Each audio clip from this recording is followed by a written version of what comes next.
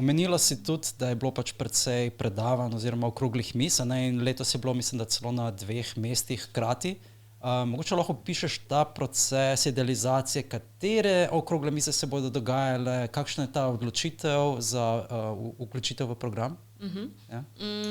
Mi smo tudi celega začetka smo dejansko ful velik poudarek dali na vsebinski del, ne samo stojnice, ampak vsebino. In imamo tudi zdaj že 2 predavalnice oziroma 2 odra sta od drugega NMN naprej praktično. In tudi, kar se tiče vsebine, kako jo najdemo, glavnina je še vedno naša. Torej mi jo sami iščemo, mi jo sami kreiramo, si zamislimo idejo in pol poiščemo te akterje na trgu. Rečemo, za sinhronizacijo niso igralci do nas prišli, mi smo prišli do njih. To bi radi pač naredili, a ste za, in pol smo se pač zmenili za sodelovanje. Imamo par podcastov, ko so neki redni obiskovalci pa člani zdaj naše vsebine, kot so podcast Obot, pa podcast oziroma Obot, ja. Pa pred leti sta nam izredno pomagali in smo še zmeraj ful hvaležni. Boštjan Gorenc Pižama pa Anže Tomič, ker sta svoje glave predstavljala tudi na NMN-ju. Glave je bil podcast o Game of Thrones seriji, tako da so dejansko zmeri prilagodila eno tako debato pri nam. Pa pol kasneje smo imeli še podrobnosti. Je tudi en njihov podcast, ki je pač ful uspešen na Aparatus mreži, pa sta ga pol live verzijo naredila na NMN-ju, kar je bilo epsko. In pomagala tudi kreirati to neko vsebino na ta način, pa tudi nove goste, torej poslušalce stand-upov pa teh tehnoloških podcastov smo kar naenkrat tudi na NMN dobili, ker so slišali preko teh podcastov. Se tista 2, ki sta imela bikini predavanja, sta tu? To so pa... Kaj so to? Pač to ti so vsako leto, pa so zadnji, ful sta zakon, njene delavnice so najboljše. Ampak je bil pa čisti bait-click title. Čisti bait-click title je bil. Pač vsi smo bili tam, vsi smo pričakovali zelo... cultured predavanje. Tako, ja. Ampak je bila zgodovina. Ampak še vedno smo bili boljše. Meni je bilo vse. Jaz sem bil še vseeno modno pista. Še vseeno sem bil pač prijetno presenečen.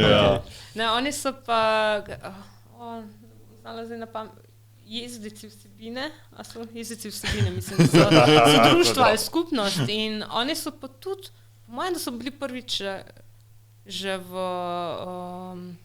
na drugem ali tretjem NMN-ju. Že zelo zgodaj smo začeli. So se pač prijavili in so pač, se bom rekla, redni obiskovalci in ko-kreatorji, ker imajo tudi zelo odpaljene ideje in vedno bo imeli nabito dvorano, ker pač je čisto en drug segment. Ni cosplay, ni pogovor samo eni knjigi, ampak je res tako še malo filozofsko. Pač ima psihološki, filozofski pogled v teme, ki so vsakdanje, ampak lahko gre v globine. In to je ful zabavno, res. Pač je super, ker na to ne bi mi nikoli pomislili. Ta naša klika ne bi in zelo si želimo, da bi še več takih bilo, da bi videli NMN kot eno peskovnik, lahko probaš kakšno stvar, mogoče kakšno novo debato, kakšno novo, se preizkusil tudi kot vodja panela ali pa... Guidance panel. V resnici edino, kar je časovno omejimo.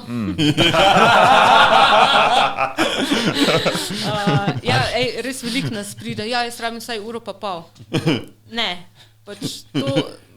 Na koliko se običajno 45 minut? Pol ure ali pa do 1 ure, odvisno kakšen program imaš. Predavanje so tudi pol urce zelo konkretna, močna in pač se temu prilagodimo. Kakšne zadeve so tudi samo 15 minut, če so take kratke, ampak jih je ponavadi med pol ure pa 1 uro.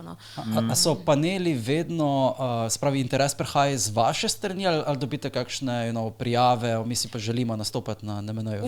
Oboje? Ja, oboje je. Mi imamo javno prijavnico, lahko prijaviš svojo idejo, lahko je zelo začetna ideja, pa pol pomagamo pri kreiranju, včasih nekdo pove, rad bi naredil panel v tem pa tem, nisem čisto sicer, koga bi povabil za zraven, pa lahko tudi mi s svojimi znanjem in idejami pač koga in vi si namestite vse te ideje in v bistvu izberete tiste, ki so najbolj raznovrstne, zato da pokrijete v bistvu čim več nekih okusov, ker se mi zdi, da to je glih tista stvar, ki si omenil na začetku. Zdi se, da NMN v bistvu želi zadostiti vsem okusom, zato da res uživa celotna skupnost. Ne? In zaradi tega, ne vem, je enkrat Tolkien, drugico Bikini.